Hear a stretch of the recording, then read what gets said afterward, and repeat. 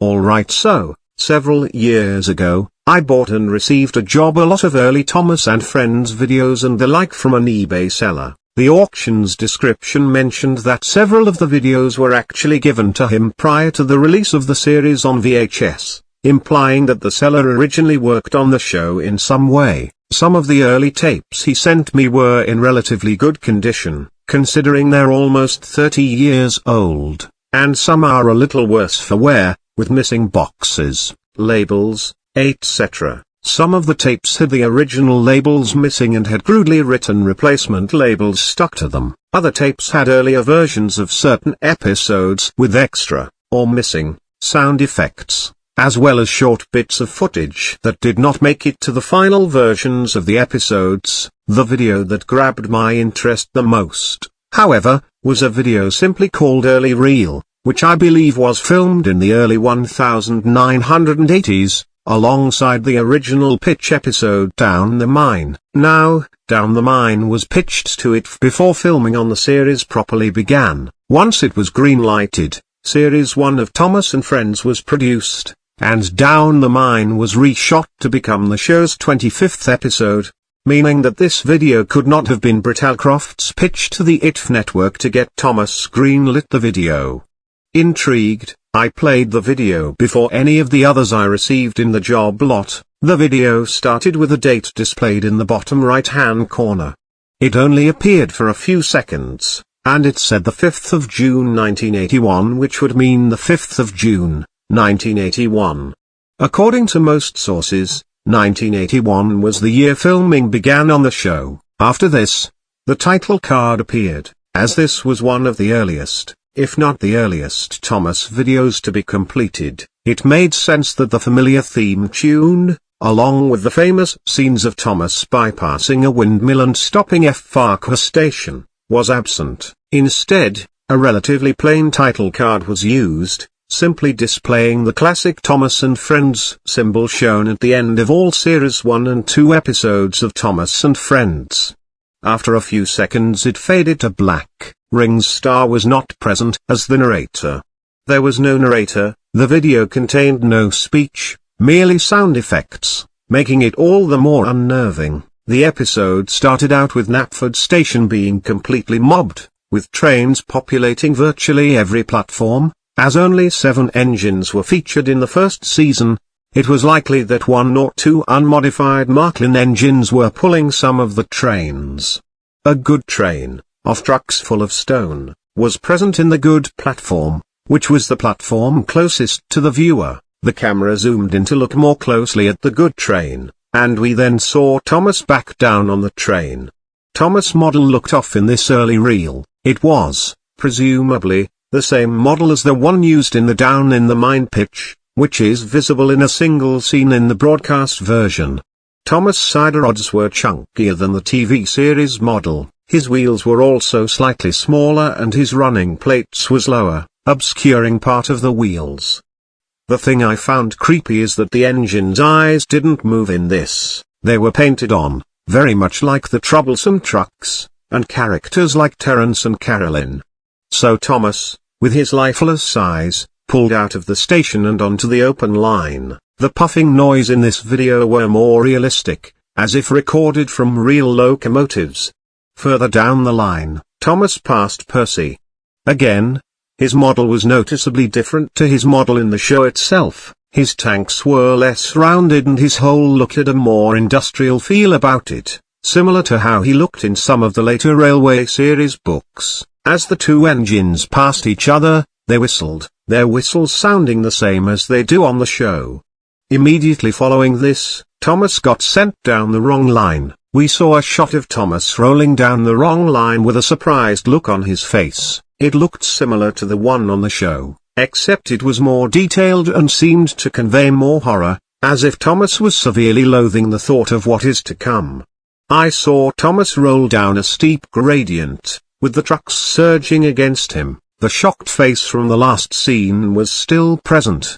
A level crossing was ahead of Thomas, which he immediately ran into and broke. To make matters worse, a car was on the level crossing at that point in time, which Thomas rammed into, sending it tumbling out of control. A semi-mountainous set similar to the one from Thomas in Trouble, where Thomas is confronted by the policeman, was seen with Thomas in the far distance. The difference was that there were more rocks, ridges and cliffs, and less grass. A pair of derailed trucks were present on the line in front of Thomas. Thomas, unable to stop, smashed into the derailed trucks and flew off of the rails. Thomas continued to roll along the ground. A thin piece of string was visible in a few scenes, until he tumbled off a rocky ledge. He fell all the way down the mountain cliff with a more unsettling face. It was similar to his eyes shut face from the show, but conveyed intense fear, and his teeth were gritted. While this was going on, a climatic orchestra piece was heard, which was likely to be a piece of stock music. Thomas reached the bottom of the mountain and crashed into the rocky ground below. A terrible metallic crash could be heard, while Thomas' body shell exploded on contact with ground, with bits such as whistles and handrails flying in several directions. A sign-sound explosion sound effect was added for a more dramatic effect. Even worse than this was a pair of male voices letting out blood-curdling shrieks, which I assume were Thomas' driver and fireman, either being killed or badly injured by the crash. As the crash died down, the camera panned and I saw some of Thomas' remains, including the upturned, exploded body shell, as an ominous strings piece, again, probably stock music, was played. The face was gone, faded to a smoke box door. Flames were around the broken pieces of Thomas, and a broken-down train could faintly be seen in one shot appearing to be coupled to Percy, whose face was obscured by its cab. You could faintly hear a male voice. Solicitor est nemo nocero. Slowly, the scene faded to black. On the black background, some text, in white, read "There's nothing quite like it." Below the middle of the screen, in Rockwell, in the railway series "There's Nothing Quite Like It" was the motto of the Northwestern Railway, the railway featured in the books and TV show. Following this was a copyright notice. A Clearwater Features production for Britallcroft, Limited. Copyright Britallcroft, Thomas, Limited 1981. While the copyright date was displayed, the faint sound of steam hissing was audible, along with a faint, yet shrill-sounding steam whistle, which sounded like a more realistic version of Thomas' whistle. The screen remained blank for about 30 seconds. Slowly, it faded to a night scene. The color was very washed out at this point. A rusty engine with Thomas' shape could be seen rolling in its own power along a run-down branch line. I could only assume that the engine was a ghost Thomas or something similar. Thomas no longer had a face, but instead a regular smoke box door. The smoke box door wasn't secure, so it kept banging against Thomas' smoke box. Each time the door opened there was faintly visible inside Thomas' smoke box. I initially assumed this to be ash, but upon closer inspection it looked like some sort of rotting flesh. I still like to think that it's ash, however. Throughout these night scenes, very little sound was present. During close-ups of the ghost Thomas, some awful grinding, squealing and clanking noises were heard. The branch line terminates at a scrapyard. By this point, Thomas was rolling at a considerable slow pace, slower than usually seen on the early seasons of Thomas and Friends. Oddly, most of the scrap models were not the regular scrap engines seen on the show. The scrap consisted largely of broken-up road vehicles and the like. Thomas slinked into a dump siding. After stopping, a man modeled in the same style as the series proper holding a cutter's torch appeared, standing in front of the rusty Thomas. The camera panned down slowly whilst fading to black. After about 6 seconds, the sounds of birds chirping was audible. I was half expecting the tape to take a more light-hearted approach. I was wrong. A black-on-white hand drawing faded into view. It was of a set of sidings with rows of steam engines that had been withdrawn from service. Having several books and magazines on British railways in the final days of steam traction, I am used to this sort of scenario. However, the engines were completely dilapidated, their frames were bent out of shape, various bits of the engines were cracked and dented. Most engines were missing things like smoke box doors and buffers. and all the locos simply looked completely mauled. As I am something of a British railway buff, I found this image to be a little upsetting, though I imagine that many people will be completely unfazed by it.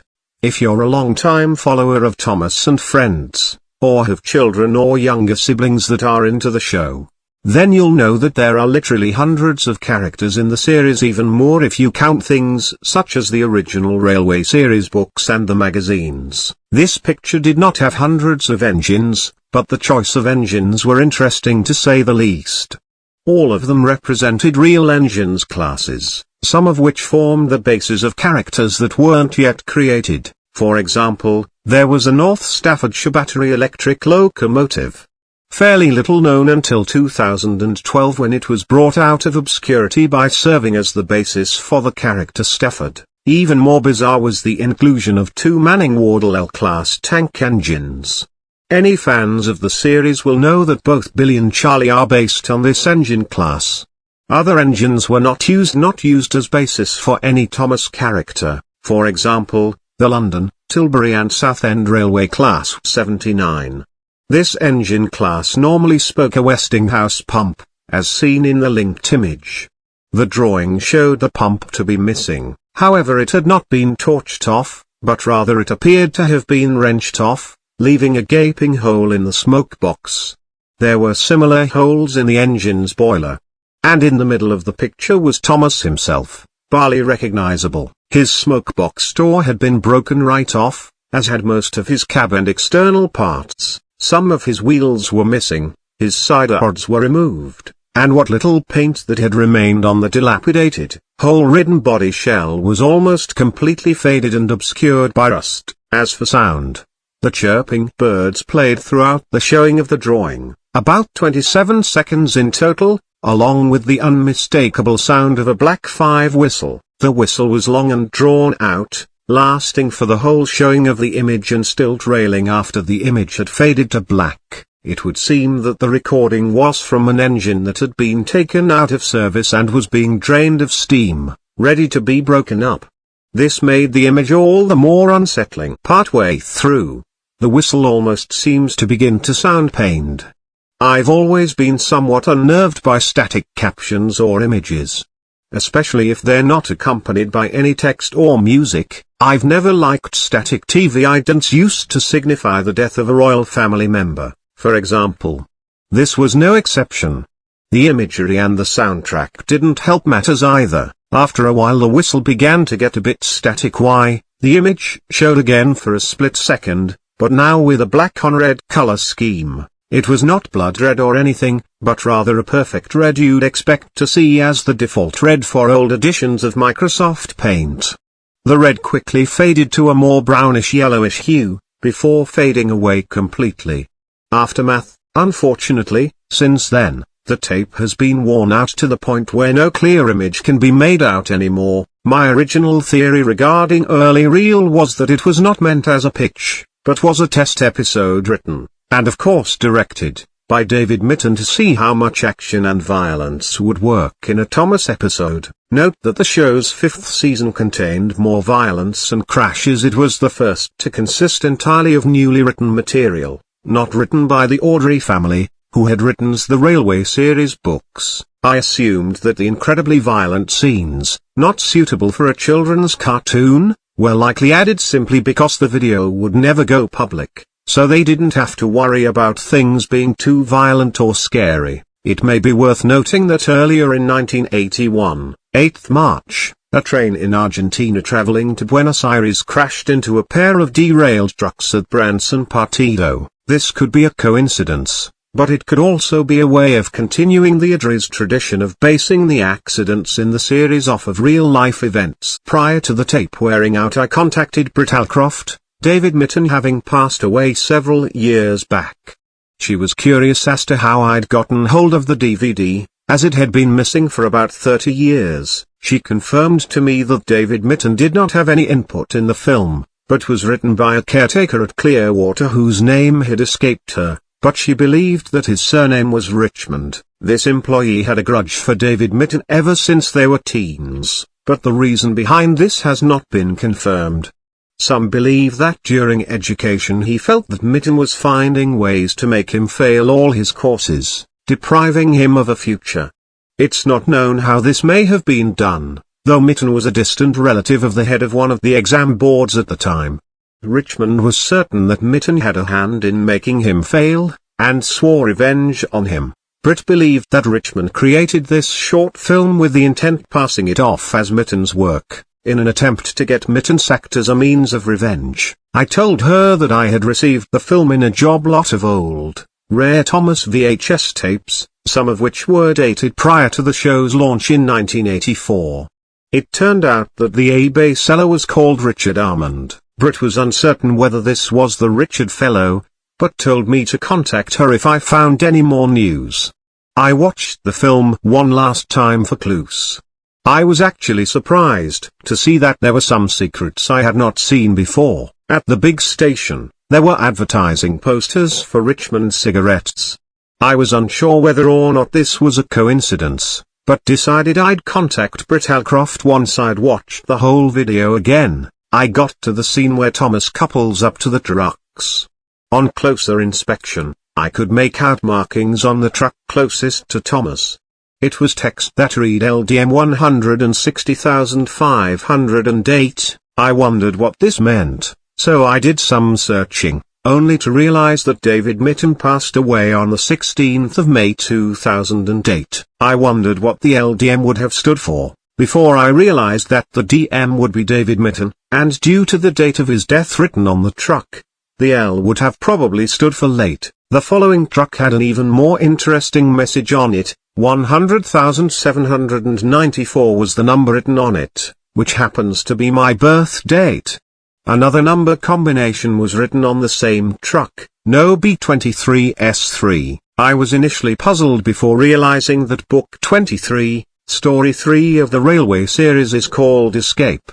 The climatic crash near the end of the film was likely to be where more secrets lied. I paused the tape and advanced frame with a black background and nothing but a date in a plain, sans serif font. It said the 4th of January 2033. Several seconds in the film later was another freeze frame, saying doom is inevitable. I couldn't find anything more, but was interested with what I had. I tried to contact Britt Alcroft only to find that she'd stopped using her old email and had begun using a new one, which I was unable to find, and no one else I asked knew what it was, either. My theory is that some of the film is by Mitten. I believe that the original synopsis would have been as follows. Thomas back down on a goods train. He takes the train down the line before realizing that he's been switched to the one track. He then crashes but survives in one piece. Percy then arrives with the breakdown train to lift him back onto the rails. The Richmond fellow probably added in bits afterwards such as the writing on the truck, which I imagine was a reshot scene because convincing enough effects weren't easy to come by in the early 80s. The screams of Thomas Crew and the destroyed Thomas, as well as everything that played after the copyright notice for obvious reasons. The thing that perplexes me is the phrase "there's nothing quite like it." The original motto of the NWR, in the RS books, is in Latin, Nunquam smile. Is it possible that "there's nothing quite like it" was a proposed slogan or catchphrase for the TV series? Sounds better than confusion and delay at any rate. The way scrap engines are used in this film is interesting to me. Many times in the series we see the engines going through scrapyards, even encountering scrapped locos looking just like themselves. But the characters look as cheery as ever. I don't particularly believe that what was said in the tape is going to happen, but hey, if I die on the January 4th 2000